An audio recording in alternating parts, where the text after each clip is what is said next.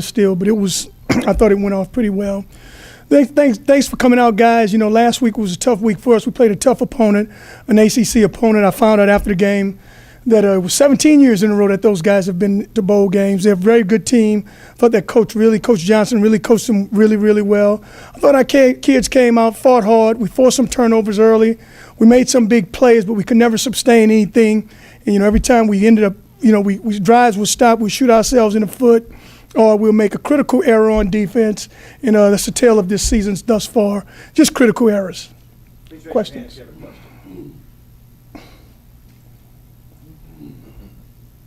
heat-related issues players had, do you see that as more of a first-time thing, the hot weather, the type of opponent you were playing, rather than something that's a concern? Are you doing anything different this week to prepare for the game? Well, we'll probably be outside all week long, but you know, we had a couple of heat issues. So today, you know, after the game, they were laying out back just like we were.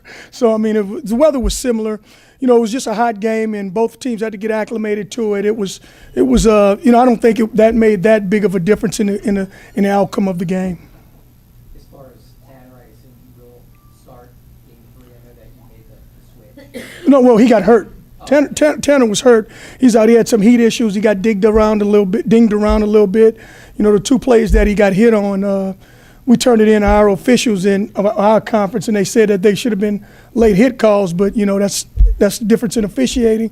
But now he didn't practice today, and hopefully we can get him out there tomorrow, and he'll be ready to go. What do you need to see from him so that he can go? Is it a concussion issue? No, I don't think it never was told to me it was a concussion. You know, it was more heat with him, and then he did take a couple hits that I was a little concerned about. But we'll see tomorrow. He was out there today. I think he'll be fine. As far as Paul Johnson at the game said, he could really tell you guys were zeroing in sort of at the center of the line of scrimmage. That you were really trying to stop that dive that kind of beat you on the outside. Is that something you might not have had to do last year with those two proven defensive tackles in there, and maybe you're having to compensate a little bit for the newness in there? Yeah, we got to do it by committee a little bit this year, and I thought their team was a little quicker. I thought our safety was a little bit out of place sometime during the course of the game. Now, yeah, he's absolutely right. We ran a double eagle defense. We wanted to stop the dive, and I thought for the most part we did a pretty good job of that. We just had to get outside a little bit further, and we didn't get that done. We probably concentrated a little bit too much on the receiver, trying to get a little help when I don't know if we needed the help. But we'll have some different things that we'll do the next time we play an option team. If Tanner's not ready to go, sort of highlight what Devin brings to the table as a quarterback, because he would be your back. Yeah, well, you know, Devin did a good job last year when in relief for Nick. He has a strong arm. He can throw the ball downfield really well. He's what I've liked Devin's improvement because he understands the offense a lot better than he did a year ago. We can continue to do just what we've been doing, but I think, you know, I don't know if he'll have the same accuracy that Tanner does, but his arm strength is the same or maybe even a little better. Southeastern, you always hear about their quarterback and how talented he is. However, they're a pretty balanced team overall. Could you characterize them, both the quarterback and their back? Well, they got a really, really good running back. There's a wing back that's number 9 who can run around, a little scat back. Then there's two big-time receivers they have. So they're well balanced. And the offensive line is really, really a good offensive line. That's why the quarterback runs so many yards. But what makes them go to quarterback, he can throw it, he can run it. You know, he was a player at Oregon, you know, a big-time school. So none of these games would be too big for him. You know, they have a really, really good football team.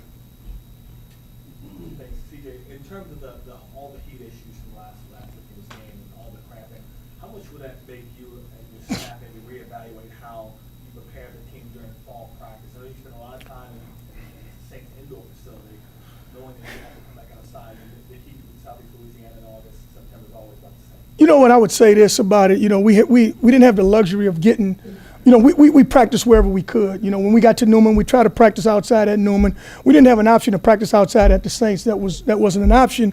So the places that we could, we went outside at Gormley. You know, so I think in a not so distant future, we know we'll be practicing it, playing our games in the stadium. You'll see us practicing a lot more in our stadium. CJ, even after last week's performance, you had to reassure Tanner that this is his team. even if he does throw 3 interceptions, he's not getting a quick hook. You have to kind of reassure him since he's a young guy. No, I think he understands that. I thought after the game I said it. Tanner's a quarterback. I don't see anything that he's done. He threw 3 interceptions, but he threw some fantastic plays. I mean, he threw a couple in there that were just sensational. We just got to get Tanner a little bit more consistent. Just get him playing a little bit better. He's a freshman. It's his second start. But, I mean, anytime you can throw some deep ones like you do, throw touch passes, he does all the right things. He gets us in and out of plays. I mean, it's his team. He's going to do fine. Second question. Usually when you schedule an FCS opponent, usually they're almost like rental wins. Talk about how Southeastern is the complete opposite of that. This is one of the toughest teams you're going to face on your schedule. Absolutely. I talked to a pro scout, earlier this summer, and he felt that Southeast Louisiana had the most talent, maybe next to LSU in the state of Louisiana, and definitely on our schedule, better than anybody else we're going to play. They just talented. They got a bunch of kids that transferred from a lot of different schools, the kid from Oregon, from LSU, Alabama, all over. I mean, this is a Division I team. This is a really good football team. Is the area you match up best probably on the lines as far as, typically FBS schools just have a little bit more size, and how do you kind of take advantage of that kind of situation? I don't know if we match up the best with them. I think they have a good offensive line. Their nose tackle is 6'3", 300 pounds. I mean, they're very, very big up front. What we got to do, we got to just keep them off balance a little bit. We got to run the ball on them again. I don't want to make this thing one-dimensional. And we kind of got to that a little bit in this past game because, we were behind, we were trailing, and, we got our quarterback hit a couple times. But I just want to keep this thing where we can run it and throw it and stay balanced, similar to a game plan that we did with Tulsa. I think if we can do that, we'll be in this game. Do you talk to your team about what this means for Southeastern, given the fact that this would be a signature statement win for them, that this is in essence not their bowl game, that this is, one of the games that they've circled is something that they can make a statement with? Yeah, I think, being 0-2, I think our team looks at it. We got to get a win more than anything. I think the opponent is definitely a good, capable opponent. If you just turn on the film, which we've watched them on film, thus far this weekend, our kids know that they are a for real team. That we better play our best football, because if we don't play good against these guys, it'll be an ugly game for us.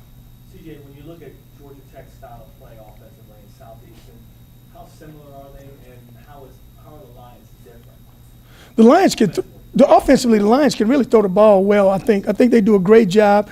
They do very similar to what Georgia Tech does, but not similar in a way. They're not really a triple option team. They're more of a zone read, dive read team, I would call that. But this quarterback makes them a lot better because the quarterback can really throw it. You faced Jordan Batiste. Are you still in contact with Jordan, and you know how talented he is? Very, very talented young man. Hadn't contacted Jordan. I'm happy to see him in there. He's playing well for them. He's doing a great job. He's been a good player. I wish we had him here. Sorry it didn't work out. But he's a great player for him. The other huge issue I think coming out of the Georgia Tech game is, Tanner got hit a lot. He got hit hard. He got hit 7 times. 7 times. It was 9 the previous game. Mhm. So I guess that's a reduction, but he was sacked 3 times. Moving forward, no matter who you have at quarterback, you have to be able, I would imagine your big concern is you got to be able to protect them where you're not having to, cross your fingers and hope it's not a concussion. Yeah, I would hope that in some of those hits, I think 3 of them was the Lions' fault and 4 of them was his fault this week. We got to talk to Tanner about there's another play. We got another play coming up. Sometimes you got to just get rid of the ball. Sometimes you got to, you just got to throw it away. Sometimes you got to, a couple of those plays, you just got to check down and, we'll gain a lot of yards.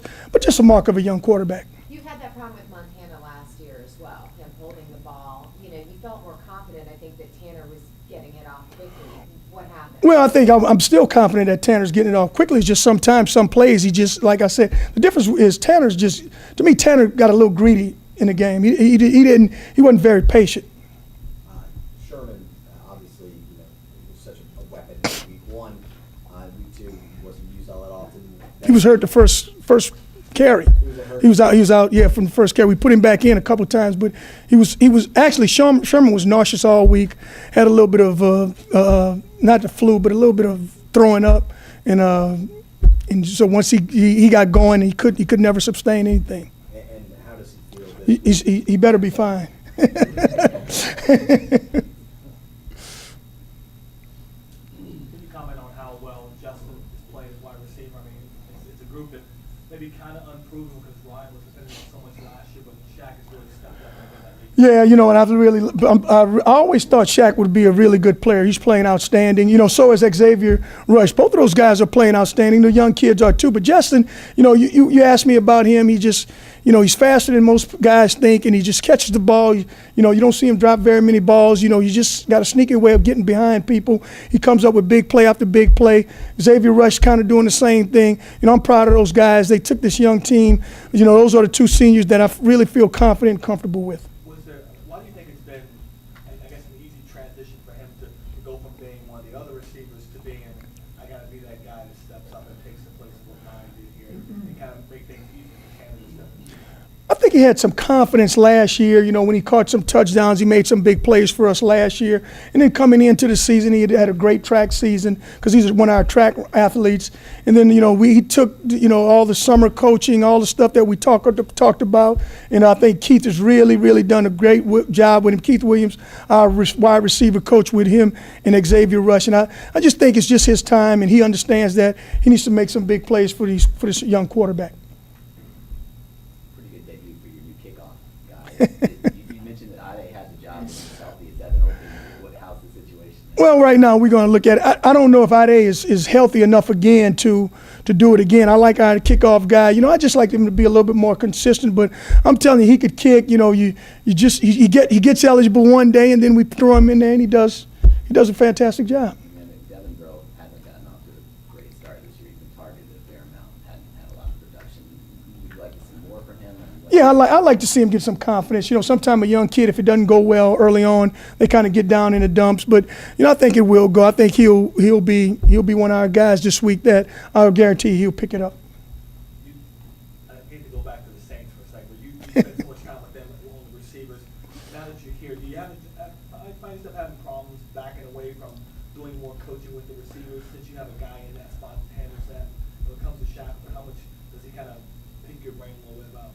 He wants to obviously take that next step. No, you know what? I think Keith does a fantastic job with him. I think I spend more time, you know, looking more with the quarterbacks, watching those guys, and you know, other positions. I gotta do my Mike Tomlin. Mike Tomlin told me you just got to get around there, all the groups, so they'll know you. So I try to do that every day. I get around all the groups.